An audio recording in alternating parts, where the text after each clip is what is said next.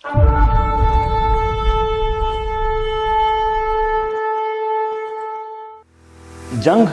Cairo की नहीं, मिसा बोले जंग कायरो के लिए नहीं, जंग उसके लिए जो साहस। क्या आज आप वो व्यक्ति हैं जो संघर्ष के बीच में आ बैठा है? परमेश्वर बोल रहे मेरी सेना में जाबाज लोगों की जरूरत, क्योंकि परमेश्वर खुद कहते हैं कि प्रभु में और उसकी शक्ति के प्रभाव में बलवंत बनो, be strong in the Lord. पूछे क्यों? क्योंकि जहां कहीं भी भाग्य के लिए परमेश्वर किसी को बुलाते हैं, वहां ये दो शब्द जोड़ देते, डरना मत।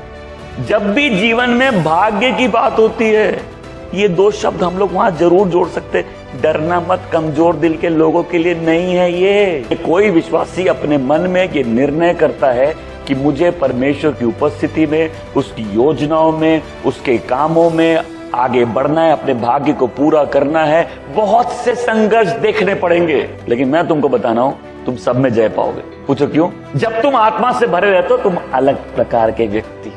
हमको आत्मा से भर के जीना।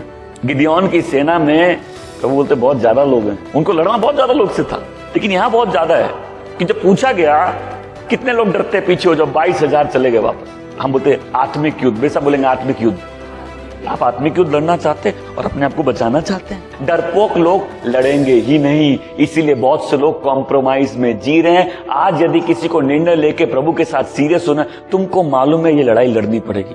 तुमको मालूम है 2-4 लोग ऐसे ही फ्री में गुस्सा हो जाएंगे। अरे कितने लोग हैं घर में, फास्टिंग जैसे चालू होती तमाशे चालू हो जाते हैं। कितने लोग घर में अभी भी सैटरडे नाइट लड़ाई चलती है।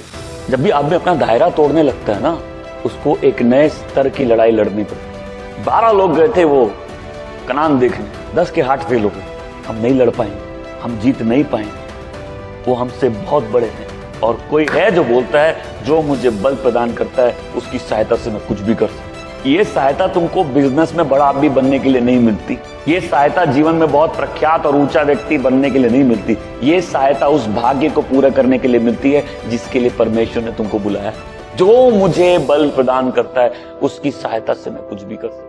कुछ भी मतलब कुछ भी नहीं, वह भाग्य जिसके लिए तुमको बोला जा रहा है डरना मत। आज बहुत से लोग हैं, तुम्हारे जीवन में क्लेश है, तुम अपने हथियार डाल दो, क्लेश खत्म हो जाए। सुपरनैचुरल बात बता रहा हूं, बहुत से लोग की बीमारी है, प्रभु से पीछे हट जाओ, पहले बीमारी ठीक हो जाएगी।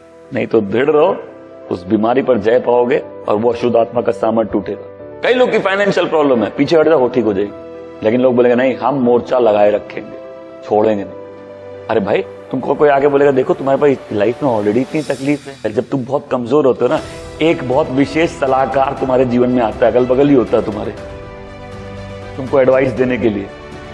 ऐसा होता है कि नहीं होता? और वो सलाहकार क्या बोलता है? एडजस्टमेंट सिखाता है।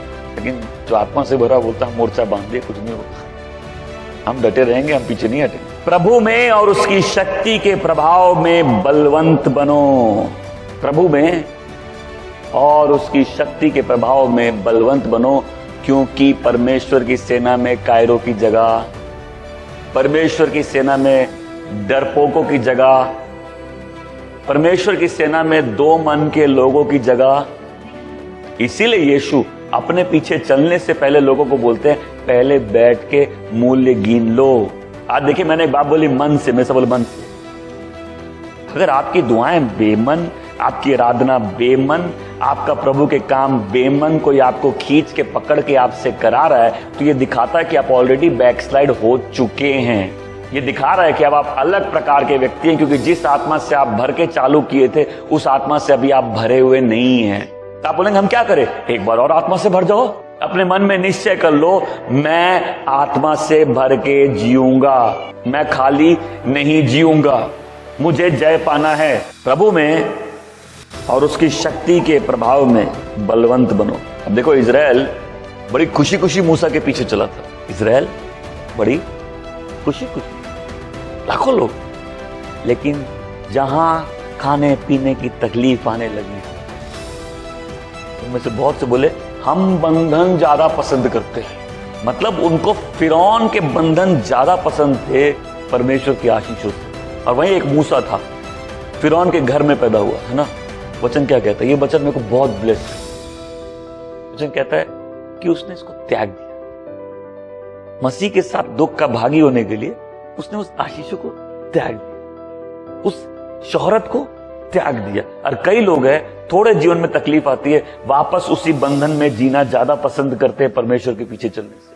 मैं सब बोले पीछे नहीं बोलूंगा। यहां जब वचन कहता है कि परमेश्वर के सामर्थ्य से भर के जियो, उसके आत्मा के सामर्थ्य, उसकी शक्ति से भर के जियो। क्यों? क्योंकि लाइफ में बहुत डिफिकल्टीज आएगी, जीवन में चैलेंजेस आएंगे। नहीं चाहिए बैकस्लाइड हो जाओ, एटलीस्ट वो तो नहीं आएंगे जो प्रभु के कारण है। ये इनको इसलिए कहा गया क्योंकि तकलीफ आएंगी। ऐसी बातें लोगों के लाइफ में होती है जो बौखला देती। तो बताओ, जब तुम किसी चीज के लिए प्रार्थना कर रहे हो और जवाब नहीं मिलता, वो कैसी डिस्करेजमेंट, बहुत गंदी है। लेकिन वहीं मैंने बहुत से लोगों को शुद्ध होते हुए, हम लोग अपनी लाइफ को कंफर्टेबल बनाना चाहते हैं, यस और नो, लेकिन हमारी सेफ्टी परमेश्वर। ये जब हम इसको समझने लगते हैं ना, हम थोड़ा खुल के जीने लगते हैं, हम भय मुक्त हो जाते हैं।